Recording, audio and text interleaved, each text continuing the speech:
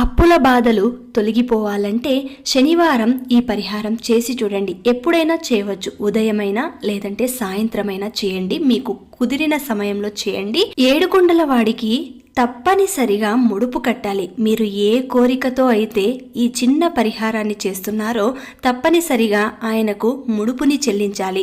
అది పసుపు వస్త్రంలోనే చెల్లించాలి. కాబట్టి పసుపు వస్త్రంలో ఎంత డబ్బులు ముడుపు కట్టాలి అని మీ మనసుకు అనిపిస్తుందో అంత మాత్రమే కట్టండి. ఆ తర్వాత ముడుపు కట్టినది స్వామివారి ముందు ఉంచి ఆయనకు ఏదైనా మీకు తోచిన నైవేద్యం పెట్టి ఒక చిన్న దీపం, అది కూడా బియ్యం పిండితో తయారు చేసిన దీపం, బియ్యం పిండిలో కొద్దిగా నెయ్యి వేసి కొద్దిగా బెల్లం వేసి దానిని దీపపు ప్రమిదంలాగా చేసి 7 వత్తులు వేసి నేతితో దీపారాధన చేయండి. ఇలాగా 7 వారాలు చేసి 7వ వారం తిరుపతికి ముడుపుతో సహా వెళ్లి మొక్కును చెల్లించుకోవాలి.